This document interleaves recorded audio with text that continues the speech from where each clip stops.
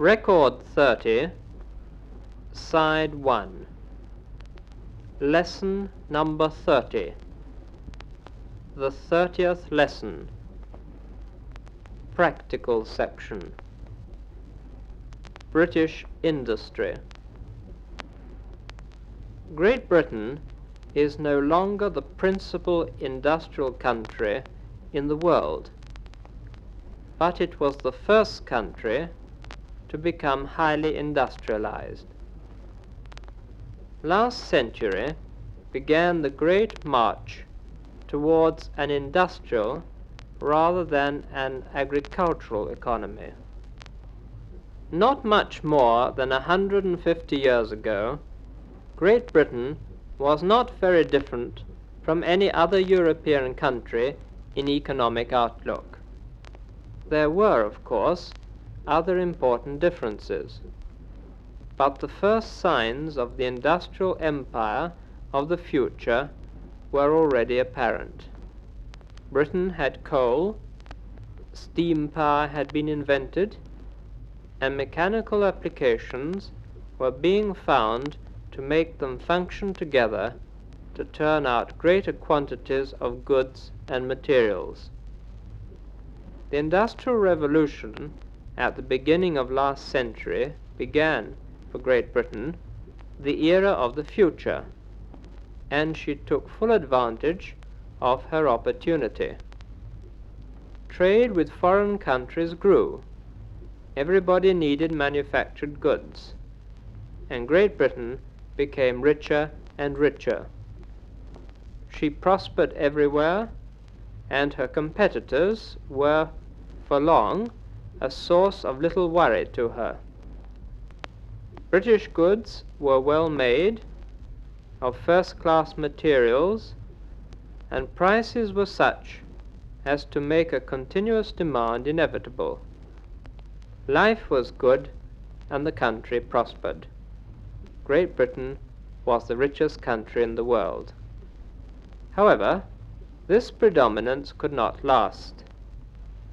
Germany was fast becoming a serious competitor, and America too was building up her industries. When the First World War broke out in 1914, Britain was still on the crest of the wave, but after the war, the cost of which had been enormous, Great Britain had lost ground to America. British industry reorganized, but during the period of peace between the two wars, 1919–1939, competition sprang up in various quarters. Japan, India, Canada, and underdeveloped countries in Asia began to industrialize. The era of dependence was closing, and markets had to be fought for. Today, British industry, and indeed industry all over the world, must continually be prepared to modify its programs as needs change. New markets are found for one product, and old markets lost for another.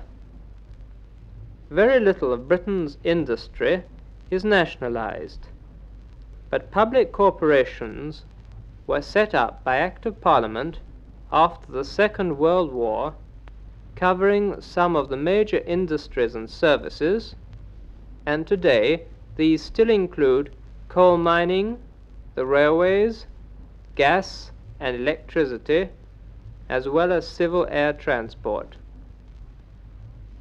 Apart from these industries, which are fundamental to the nation as a whole, there is a very important iron and steel industry, as well as chemical and textile industries, which are among the most important in the world. The manufacturing industries employ about 9 million people. The metal manufacturing industries, 620,000. And mechanical engineering employs approximately 1,300,000 workers.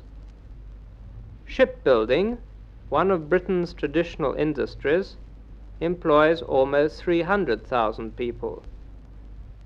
Despite the advent and growth of nuclear power, the fundamental source of all power remains coal. This industry gives work to over 500,000 men, just under half of whom work at the coalface. The variety of industries worthy of being included in even a short talk such as this is really enormous. Facts and figures cannot be given for them all. Just think of machinery for textiles, offices, refrigeration, scientific and industrial instruments, chemical plant and petroleum equipment, clocks and watches, motor cars and other vehicles, aircraft, railway vehicles, plastics and synthetic rubber. These are but a few of the industries which are to be found in this small island, which is so full of factories and yards, which manufacture everything imaginable, from a pin to a battleship. Today even ships are prefabricated. The cotton and wool trades are still very important, situated mostly in Lancashire and Yorkshire respectively.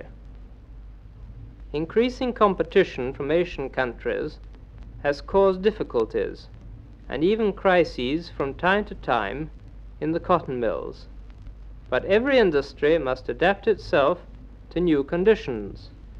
So we find that in Lancashire there are today a great many small or light industries which have moved in to absorb part of the labour force which the cotton industry can no longer employ.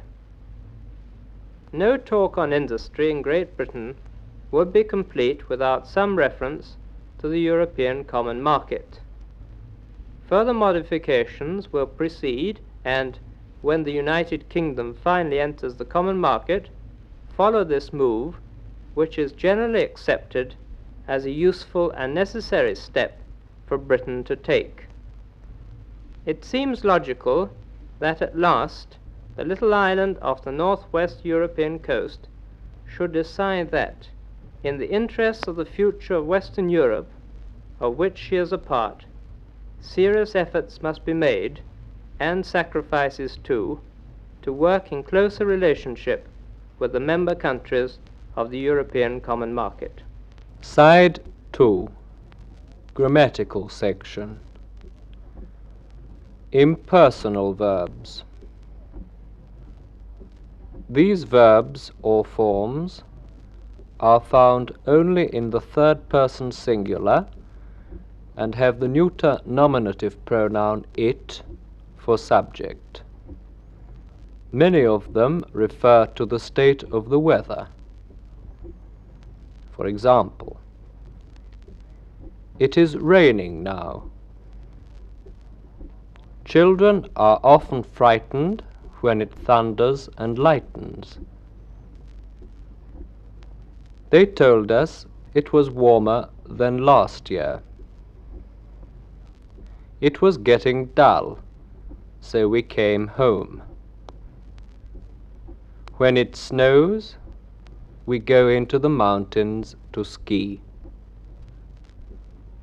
There should, therefore, be no difficulty in using such verbs as to rain, to snow, to thunder, to lighten, to be hot, to be cold, to be warm, to be cool, to be fine weather, to be bad weather, and so on. The form using to get is employed when speaking about a change in the weather while this is taking place. It is getting dull. We were sitting in the garden, but came in when it began getting windy. To be is used to form many expressions regarding the weather, as the preceding examples illustrated. However, the use of this verb is not limited to impersonal expressions, as the following examples show. I am warm. He was angry when I spoke to him. You said you are hungry, but you've eaten practically nothing. Some verbs, such as appear, seem, and happen, may be used either as personal or impersonal verbs. It appears they didn't arrive on time. They didn't appear to arrive on time. It happens he was at home.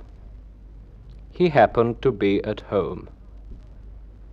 However, it is preferred before the verb when the subject is A, an infinitive clause or phrase, B, a phrase containing a gerund, C, a clause. A, it would be interesting to go. It was really amusing to see his face. It seemed wrong not to go. B, it was awkward asking for some more money. It's no use going to the shops now. C, is it true you're going to be married? It was quite clear that it would be a long business. It appeared that he was much older than I. There is a further construction that requires the use of preparatory it, when the subject is for plus a noun or pronoun plus the infinitive with to. It's impossible for us to get there on time. It's easy for him to come to the party. Isn't it wrong for them to have left already? It was unusual for people to take part in sports on Sundays 50 years ago. Notice carefully the following examples, however. It happened he was leaving home. He happened to be leaving home. It seems the children were delighted with their presents. The children seemed delighted with their presents. It appeared he was grateful to the old gentleman. He appeared grateful to the old gentleman. The infinitive to be, as the brackets indicate, can often be omitted from the personal subject form. The same alternative presents itself with the verbs to please, to comfort, to grieve, but the personal form is used in the passive voice. It pleases him to see the children happy. He is pleased to see the children happy. It comforts old people to know that they are wanted in the world.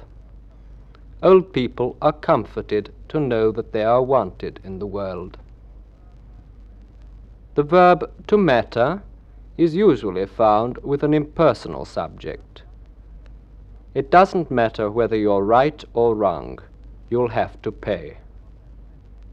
What does that matter to me? It didn't matter to him that we were cold and wet after our long walk. The expressions it is sure, it is certain, and it is likely may also be used personally in English. It is sure they will come before 6. They are sure to come before 6. It is likely that the children will go to the cinema if the TV isn't working. The children will very likely go to the cinema if the TV isn't working. Words and expressions. Little and few. The first intends quantity and the second number, and it should be noted that they are negative in sense. Few men returned from the war. Not many. Little was done to help the poor. Not much. A little and a few. With these terms we give the impression again of a small but definitely positive quantity or number, as opposed to the idea expressed when the indefinite article is not expressed. He already had a few books, but I offered him some of mine and he was delighted. There is a little milk in the bottle if you are thirsty.